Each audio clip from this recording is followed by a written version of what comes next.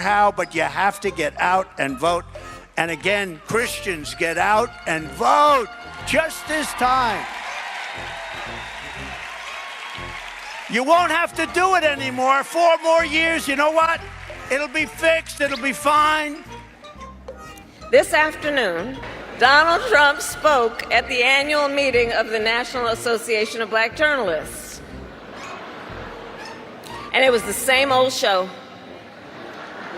The divisive. I've known her a long time indirectly, not directly very much. And she was always of Indian heritage, and she was only promoting Indian heritage. I didn't know she was black until a number of years ago when she happened to turn black, and now she wants to be known as black. So I don't know, is she Indian or is she black? She has always identified as a black woman. She went to a historically black college. I respect either one, but she obviously doesn't. Because she was Indian all the way, and then all of a sudden she made a turn, and she became a black person. Just to be clear, sir, do you believe that I think somebody should look into that too when you ask, continue in a very hostile, nasty tone. It's a direct question, sir. Do you believe that Vice President Kamala Harris is a DEI hire, as some Republicans have said? I really don't know. I really don't know. Is that we're effectively run in this country via the Democrats, via our corporate oligarchs, by a bunch of childless cat ladies. Welcome once again. Listeners, thank you for joining us. This week, we are once again talking to one of our favorite pundits, Will Cooper, and he has written a book, How America Works and Why It Doesn't.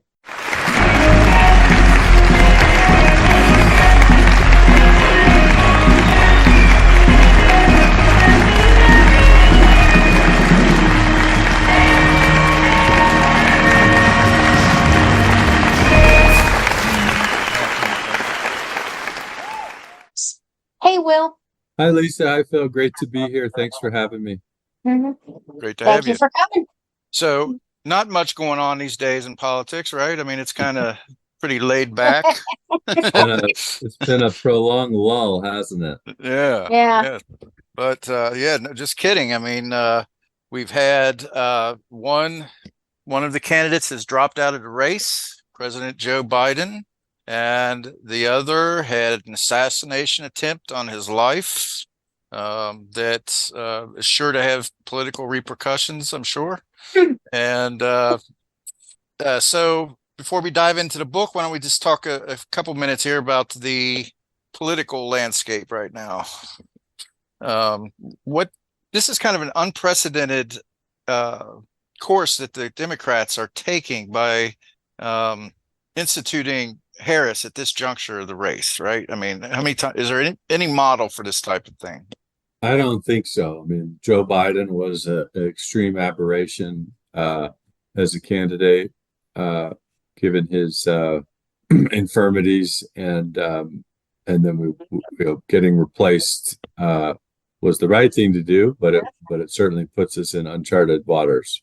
Yeah, I've heard the words kingmaker, the point is that Harris has not really secured these delegates. The people that voted in the primaries did not vote for her, and so there's already a undercurrent bubbling that you can see that's going to become a narrative leading up to the Democratic, through the Democratic convention and into the general election, I think. It's an interesting situation. I am not an expert in the X's and O's of delegates and conventions and things of that nature. Given the widespread support she's having and the party coalescing around her uniformly, I would be shocked if there was any sort of drama in that respect. But I'm not an expert there and can't rule it out. Right. I did hear things initially. There seemed to be a little bit of chaos on the Saturday when news broke that Biden was backing out of the race. And there was a little bit of rumblings, I believe, from from Klobuchar and other, a couple other Democratic figures, maybe AOC, maybe and rumblings of maybe Bernie Sanders getting involved or something like that. But that seems to all have died out pretty quickly, and everybody seems to be pulling in Harris's direction at this point. seems. That's my sense. It seems quite uniform in support for her. Hi, Aaron. Hello. Hey, Aaron. Hey, everybody. Sorry I'm late. Oh, that's okay. That's okay. Just, We were- Didn't have the link. We went ahead and got started because Will's time is limited here. Yeah, let's Maybe roll. about a half an hour. So I enjoyed the book, Will. Thank you, Aaron. I appreciate that. so what do you think? You know, do you think that the momentum, does Trump have any momentum right now, or do you think that this change that the Democrats made came soon enough to sort of stem any momentum he was gaining prior to that? He had a ton of momentum when Biden was the candidate, for all of the reasons that were obvious. And I think the last time we all got together, we spoke about this and expressed our concerns about Biden. So unsurprisingly, he had tons of momentum, and then the assassination attempt helped him politically, at least for a few weeks. A very small bump, yeah. But my sense right now is that there's been extreme movement towards Kamala, very widespread, very organized. A highly motivated political party is rallying around her. She's performing well in the polls, at least so far. Could be a sugar high, could be something real. We'll see. But from what I can gather, it's a real race, a real competition, and the biggest hurdle for the Democrats and Harris is once again the Electoral College. It's not a lack of support among the country generally for Harris. That's my sense. But I kind of the two things I want to kind of spot on. One is the conspiracy theorist that lives in my heart kind of wonders. I thought you were going to say my home, and you were talking about Phil, but I'll let you continue. No, in my heart, this is my idea that that Trump's assassination attempt, quote unquote, may have been staged by his people. That is a conspiracy theory. Yes, it is. Yes. And then my other question for Will and Aaron is, because you guys have kind of more of a finger on the pulse of the nation. I'm a little bit, I'm not around anybody really much these days. And so the question is, do you feel that Kamala Harris can take him down, number one? And number two, one of the tickets that I would be excited by would be Harris Buttigieg. Is America ready for a black girl, gay guy, power couple, so to speak? I think they need a more swing state representative for a VP myself, but okay. I love Mayor Pete. I mean, yeah, I couldn't be happier than to see him there, but I don't think it's the most delectable choice nationwide. I agree completely with Aaron. I like Pete. I think he's very smart, very good. Definitely keep him in the cabinet. But I don't. This race is going to come down to swing states as always, and you just have to be focused there with your VP pick. Lisa, I personally don't think it was staged. The assassination attempt, I think it was real. But I mean, like they hired the guy intending to kill him. It's a full conspiracy. They hired the guy intending to kill him. They primed him, they aimed him, and they knew they were going to kill him. And that's why the Secret Service didn't mess up. The old Oswald Patsy theories. They were in on it. Yeah. Phil, what do you think?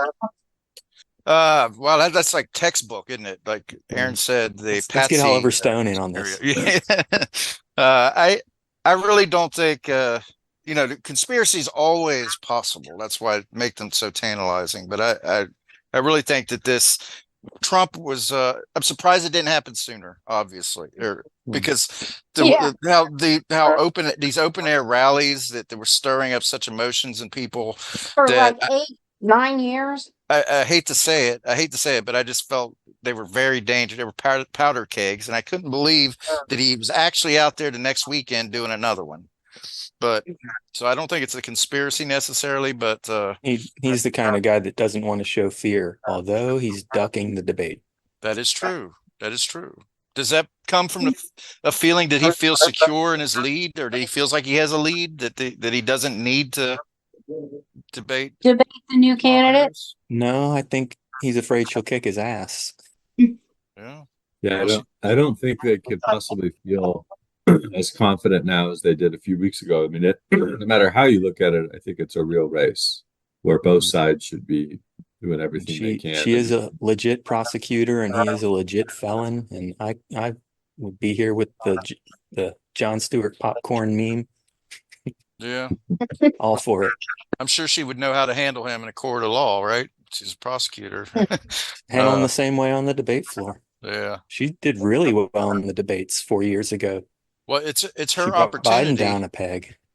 She didn't fare so well in the primaries though when she ran in the past.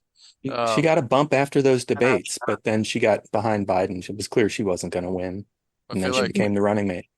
It would be an opportunity for her to spread her wings, I think, to get into a debate with him, because he leaves enough openings during these debates to take advantage of. You know, if there are some rules that allow people to talk without being cross-talked over and stuff like that, I feel like that would be her best chance to really cement a victory on November 5th. Would be ABC or CNN? Who hosts the next scheduled debate?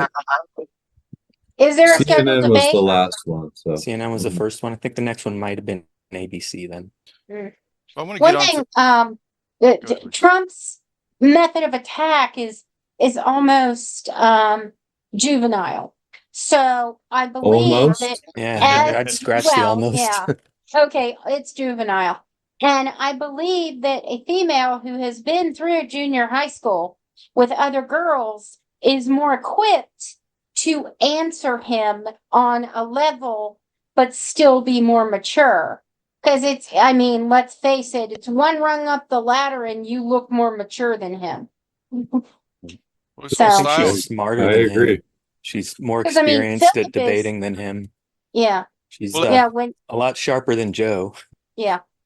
Well, I want to move on to the book here, but I heard something just today that makes you wonder. It just makes you wonder what people think when they hear somebody like Trump, or Trump in particular, say something like this in a Fox interview with Laura Ingraham just yesterday, I believe. I say to the Christians in the room, you have to vote on November 5th. After that, you don't have to worry about voting anymore. I don't care, because we're going to fix up the country. It will be fixed, and you won't even need your vote anymore, because frankly, we will have so much love. I mean, this not only not democratic or in the spirit of capitalism, you know, the idea that we're not going to have to vote anymore after this next election. I mean, it would be ridiculous if there wasn't enough groundwork or enough evidence that he would. Yeah, he actually said that like a day or two before in a speech, and she asked him about it. Yeah, and he said, "Oh, that just means that, you know, I'll be there, and then in 4 years I'll be gone." And I think I don't know. I lean more toward authoritarianism. right. I'm scared. I don't understand how people can hear that and say that that is not the absolutely most important thing that comes out of the man's mouth to listen to. The only thing worth listening to is bullshit like that, because it tells exactly what he's thinking and what he thinks of power and what he thinks of America, you know, our system of justice or government, you know. I don't think he's capable of getting anywhere close to achieving dictatorship or authoritarianism. No. I think he says wants to stupid things that don't mean anything all the time. And whether he wants to or not, I think he probably does want to. I mean, how on earth would he go about achieving that? I don't think he would get anywhere near that. So I have lots of concerns about Trump if he wins. The international discord and domestic dysfunction would be really terrible in all sorts of ways, but I do not think he's going to be a dictator. Probably leave NATO. Or I don't think he's going to shut down elections. my best guess is he's just a total narcissist, and all he cares about is himself, and this is his last election. Yeah. So that was probably the impulse. But I don't think he's going to be a dictator. Well, Not- Except on day one. except on day one. But you did make that point before when you were on before. You don't think it's possible our system would prevent him from being able to do that against it, whether he wanted to or not. So Assuming the Supreme Court is not compromised. Yeah. yeah. Well, the Supreme Court rejected Trump's litigation effort to overturn the 2020 election. So they wouldn't be able to do it either, even if they wanted to. But I really don't think they want to. They rejected his election litigation. They rejected his arguments when he wanted to withhold his tax returns from the New York prosecutor. They rejected his arguments when he wanted to withhold presidential records from the January 6th committee that ultimately led to his DOJ prosecution. But I don't think I think Trump's a big problem and he's got all sorts of issues, but the idea that he's going to be a dictator or that the Supreme Court's going to pave the way for him to ruin our democracy, I just don't see that at all. Well, I think he's going to keep Vance or replace him. I mean, Vance is being in Trump's head for why he chose him to begin with is a hard one. Are there rumblings he might replace him? I've heard that. Yeah, he's pretty much the least popular VP candidate in years and years and years. I think he had a -6% favorability rating in some poll. Wow. Wow. Some of the things he said about the family being devalued in society comes at the expense of people that don't have children. I mean, it's like he's almost seems to be discounting the opinions of working adults and people that choose not to have children. They have a stake in this country as well. It's like that doesn't rub a lot of people the right way. Well, Vance is an Ohio guy. I mean, what do you all think of him? To me, he's a talking head. He's kind of a smooth talker. He's a politician. He likes to present himself as someone from a rural community that's grounded and it has conservative values. And I don't trust him. I don't trust him, and the things I don't trust him for the stuff that he doesn't say, much less the stuff that he does say. I'm like, what's going on behind that mask of his? That makes sense. He's got the Netflix movie. That's Honestly, probably I haven't looked into him enough to know much of anything. I haven't even seen a negative or positive commercial about him. I mean, so to me, that says you didn't read the book or see the movie Hillbilly Elegy? No. Yeah, it's on Netflix. Why is he involved in that? He wrote it. Oh, okay. Well, I mean, why something we could do? Doesn't Trump already have the evangelical vote? I mean, he's not really expanding his reach by including him, is he? By including he may be solidifying some swing state. Is Ohio a swing state? I kind of thought it had gone full red.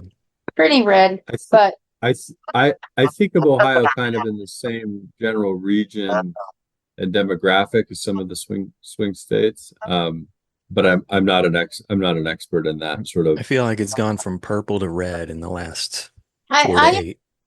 I've heard the phrase, so goes Ohio, so goes the election, meaning that referring to presidency. And that is, it has been a predictor. Didn't Trump win Ohio last time? It's not 100%. I don't remember. I really don't. Yeah. It seemed to me it was close, but I'm Well, going to say it. We probably did. We probably did vote Republican, and then I think we've got about 10 minutes left with our guest. If you could summarize maybe. And one of the things that is specifically mentioned in the book is the partisan primary system. Mm-hmm. I find it very upsetting that when I go to vote in the primaries, I feel it's almost useless in a way, simply because it binds me to either Democrat or Republican. There's no alternative. I can step in there. I'm Green Party. I can't vote for Democrat or Republican. Right. Well, primaries. Right. I can only vote for Green Party. Well, the name of the book is How America Works and Why It Doesn't. And Will recently went on 55 KRC with Brian Thomas on his morning show. That was a very good Here in listen. Cincinnati. Yeah. I'll put a link to that in our show notes. But WKRC in Cincinnati. right. Not the P, but the C. But Will, why don't you?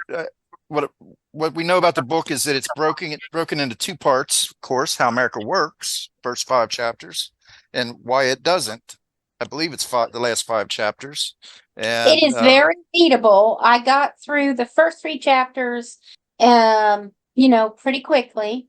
And Will writes in such, I'm just going to say to our listener that, wink, that Will writes in such a way that it's very readable.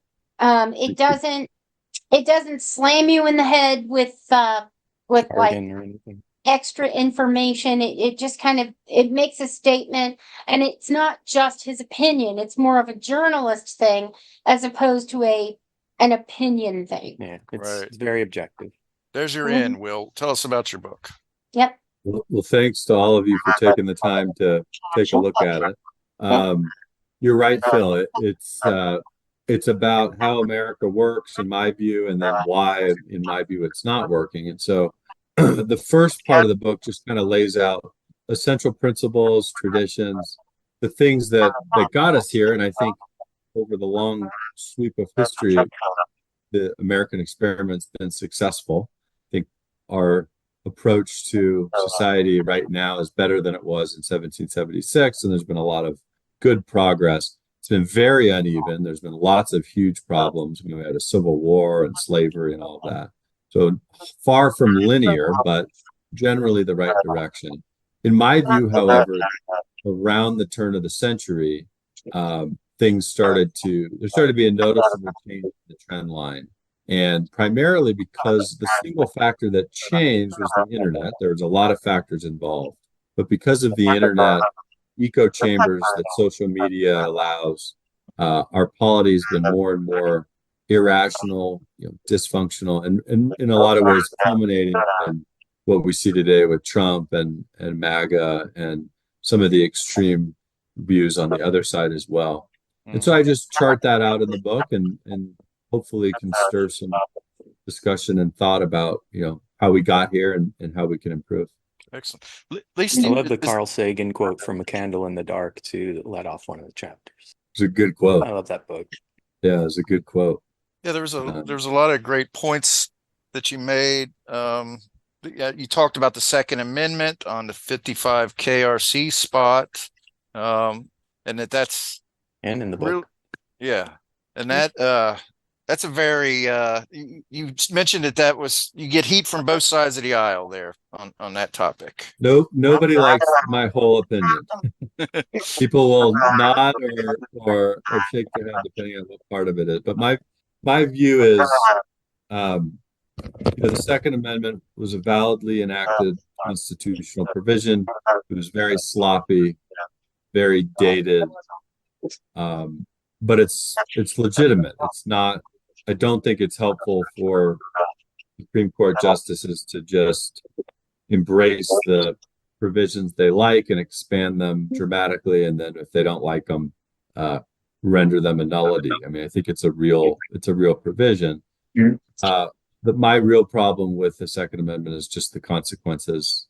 It breeds a culture of guns and violence. I think we could do a ton of regulation that would be perfectly consistent with the Second Amendment. But the NRA and that culture has just led to a very unfortunate stain on our country where we are, if you look at all the Western democracies in the world, we have the worst statistics on gun violence. And I think the Second Amendment and the culture and legal force behind it play a real role in that. Right.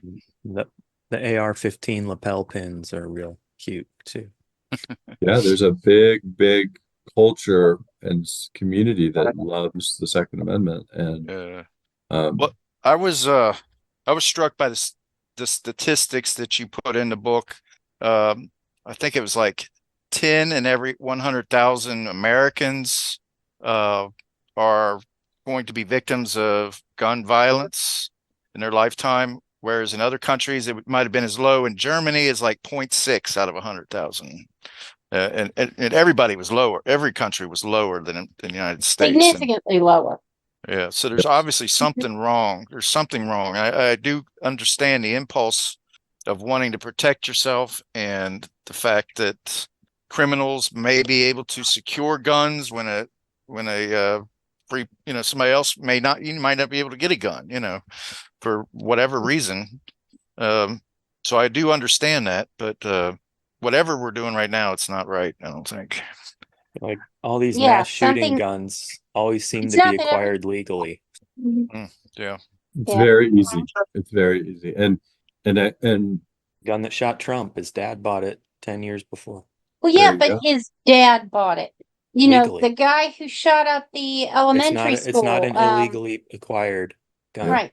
and there's this enormous industry, profit-seeking industry, lobbying Congress, just flooding the country with guns. And so when you've got 330 million people and you're just open the spigot of all these guns, there's going to be problems. And we could both respect the Second Amendment, because it is a valid amendment, even if we don't like it, and regulate the crap out of guns. I mean, there's things we couldn't do, and the Supreme Court has construed it broadly, but there's a lot that could be done, but Congress isn't doing it.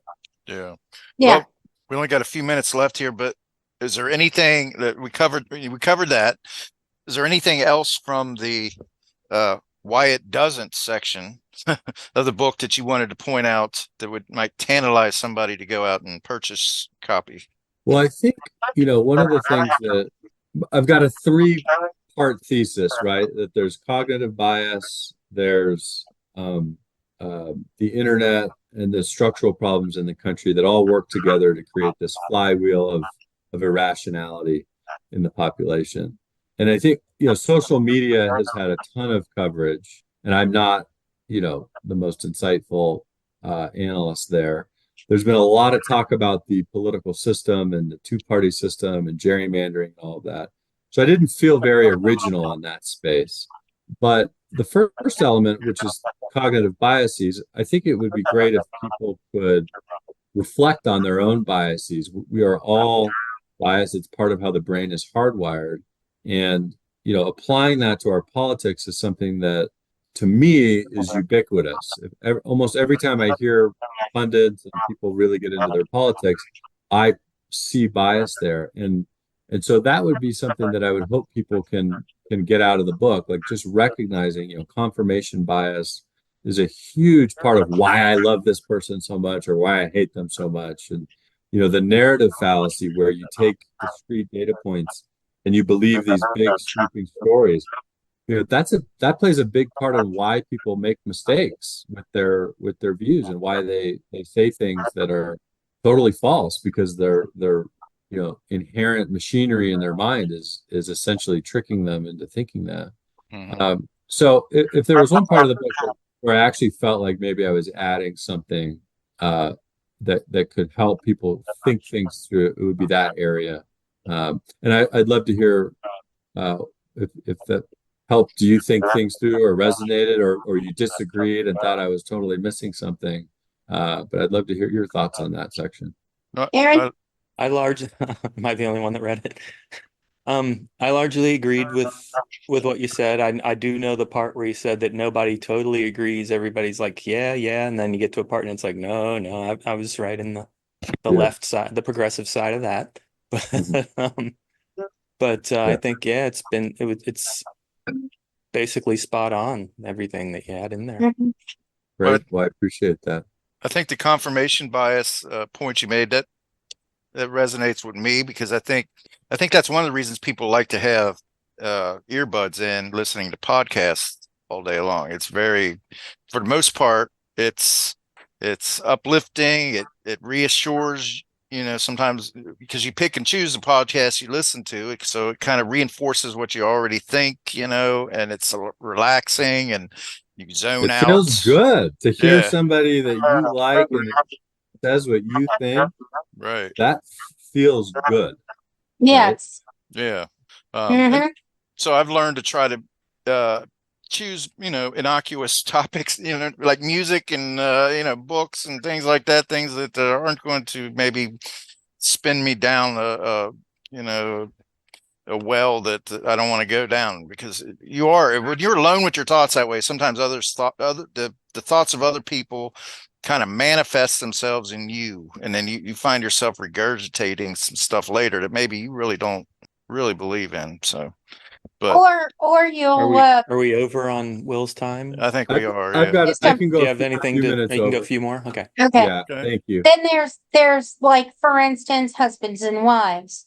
I know that my own husband has expressed shock when I don't always agree with him completely on certain subjects. Well, yeah, I'm kind of locked in on certain things, I guess.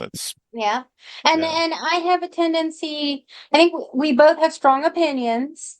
And we were raised in such different ways. He was raised by very conservative parents. I was raised by much more liberal parents. Not necessarily liberal per se, but basically, if you want to bring it down to the two-party system, he was raised Republican, I was raised Democrat. Well, I do feel that, like, one thing that Trump is sort of a master propagandist. We saw it with Twitter, that he was able to get into a lot of people's minds in the ways that we're talking about by telling people what they want to hear, or certain groups of people that what they want to hear, and that's dangerous. I think it can be dangerous. It's got you don't want to go. It's easy to fall into the trap of talking about Nazi Germany and Mussolini and communism and stuff, but that is the ugly dead end sometimes.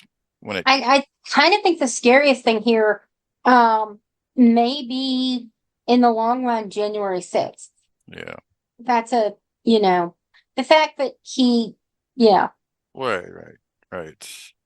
he inspired insurrection. Even if he didn't actually manufacture it, he inspired it. And that's one of those places that makes me, that informs my conspiracy theory from earlier. Yeah. So we're seeing, January 6th, and then Pennsylvania, and we're seeing some pretty dramatic things in recent years. And the thing that I'm not a huge, I'll include on this note, I'm not a huge Kamala Harris fan in general. If I were to pick my favorite candidate, she would not be who I would choose. Would you be willing to say who? Joe Biden 20 years ago. That would have been right. When he was functioning at full capacity, I like Joe a lot. Give me 2016 Bernie. But there you go.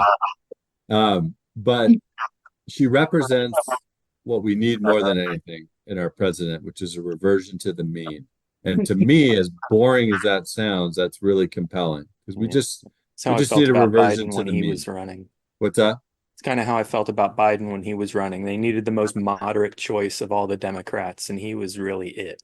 He was a big reversion toward the mean, and then darn it, the age thing became too big of a factor. And then he's our president right now. That's not a normal scenario. Right. But I think if Kamala gets in there, we will be reverting. I don't know if we'll get all the way to the mean, but we'll definitely move dramatically towards it. And that's what, to me, that would just be very good for the country. Just, some amount of normality for a while. He's looking good in some new polls. Some new swing state polls came out today. Yes. Oh, and, I didn't see those. That's good to hear. Yeah. And also, she's pulling in more black voters and more women voters already. Yeah. She made 4 million off that white guys for Harris already too. Yeah. That was shut down. The money's been huge. It's temporarily suspended. Yeah. Well, on that positive note, I'm going to drop off and let you all continue. How do you feel about the A's at the trade deadline? It's hard to think about Blackburn and Urseg. My poor A's. I'm not following them very closely because I'm so tormented by I wouldn't be following everything them that's closely. All right, Will. Well, we appreciate your time. We gotta have an Oakland A's podcast though. Yeah, there we There go. you go. Yeah. That would be fun. Thanks. All right. Always really great to be here. Phil, Lisa, Aaron, thank you. I appreciate it. All Is right. that the new Thank house, you. guys? We have social. Twitter, Yeah, pod. Instagram, Yeah, pod. Facebook. Yeah, pod. So let us know. Hit us back. Have a great week.